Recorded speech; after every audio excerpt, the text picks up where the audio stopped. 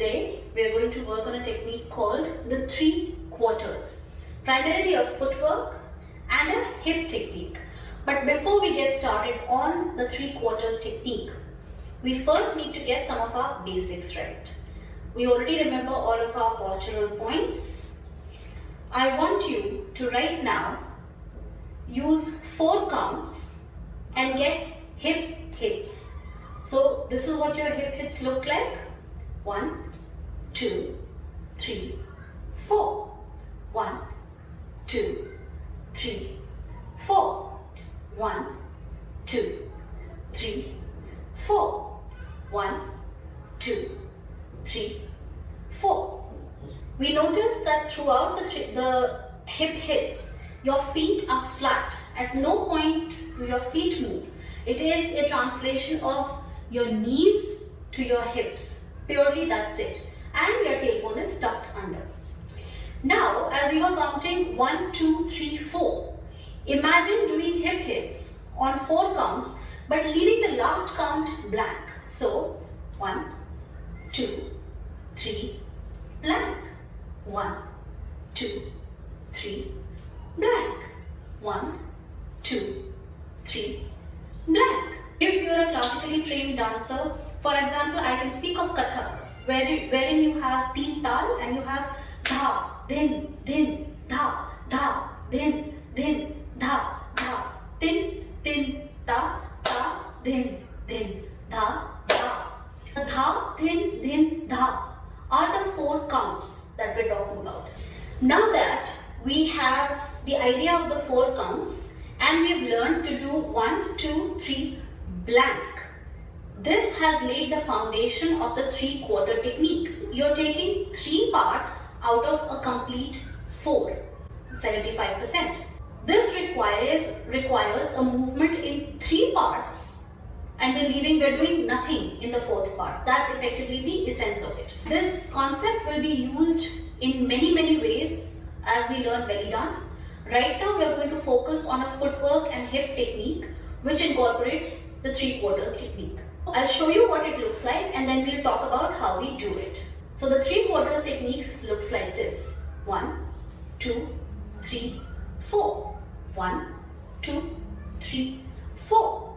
1, 2, 3, 4. 1, 2, 3, 4. Let's break it down.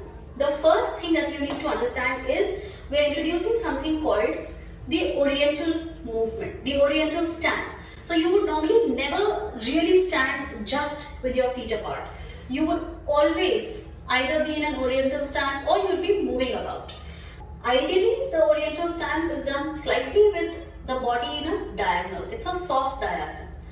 And you can still see the profile view of the body. But while we are practicing the 3 quarters, we will just keep this foot on the ball of its foot. So we are on the right foot using in the oriental stance. We're keeping it on the ball. The other knee remains soft, your tailbone tucked under, shoulders pulled up and back. The second thing that you require once you're in the oriental stance is that you're going to try and lift your hip and drop it. Lift it. So remember, it's not moving sideways. It's not doing a twist. It's not doing any hits. It's going vertically up. So the best way to visualize that is confine yourself. Restrict yourself, keep your arms by your side so that you do not inadvertently do one of these things. And now you just lift and you drop. You lift and you drop. Try and do it a little accented for the first time. So we're doing it this and this, this and this, this and this, this and this. My right foot is in oriental position, tailbone is tucked under, both knees are soft, this one is slightly bent. And now we are doing this and this, this and this, this and this, this and this. It's a vertical up and down movement of the hip. We combine a hip hit and a hip lift to get the 3 quarters technique. How do we do that? Remember the 4 counts, but we are only going to do something in 3 counts. So let's talk about what we do in the first count. In the first count, you just do a hip hit to a side. So So you go 1. In the second count, you do 2 things.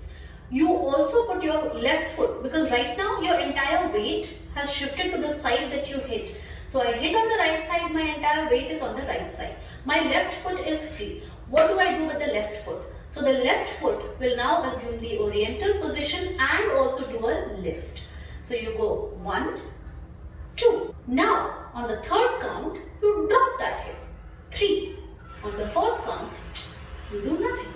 So it's 1, 2, 3, 4. Again, 1, 2, 3, 4. It's 1, 2, 3, 4. 1, 2, 3, 4. But you're not always going to do it on one side. You want to be able to move from right leg to left leg to right leg to left leg. So how do we do the transition? The transition is done after the fourth count. So you did 1, 2, 3, 4. Now your foot is still in oriental position. It only comes back once you're doing the hit on the other side. Okay? So 1, 2, 3, 4. 1, 2, 3, 4. 1, 2, 3, 4. There will be a very strong urge to place the oriental foot down.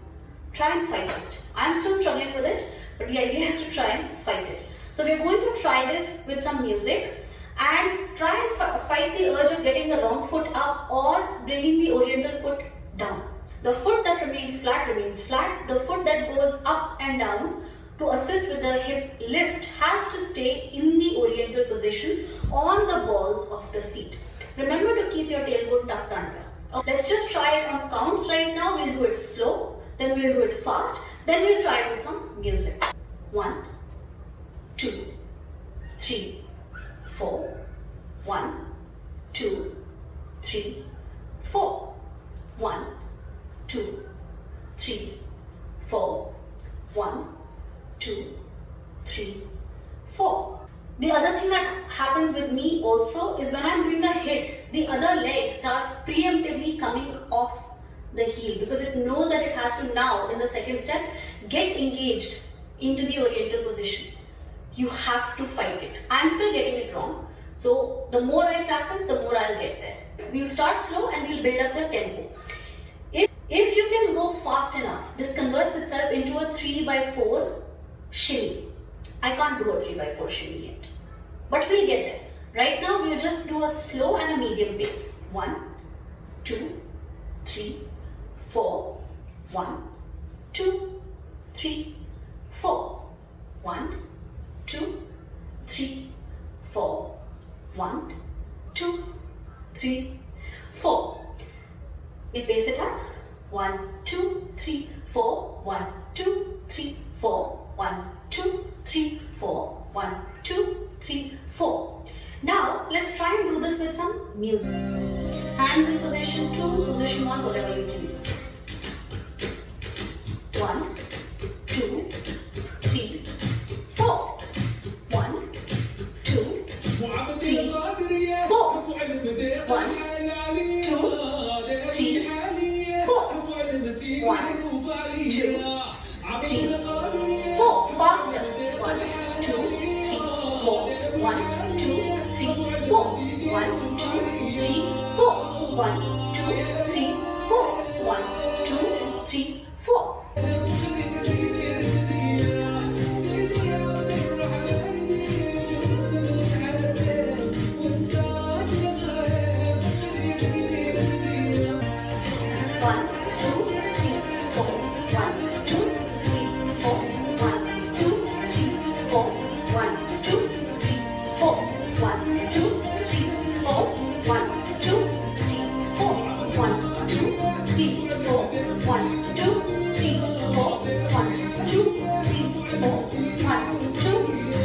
4. That is the essence of a 3/4 technique. If you can build up speed, you will be able to get to the shimmy. Fight the problem of the foot preemptively coming off the heels for step 2. I'm still struggling, so fight it.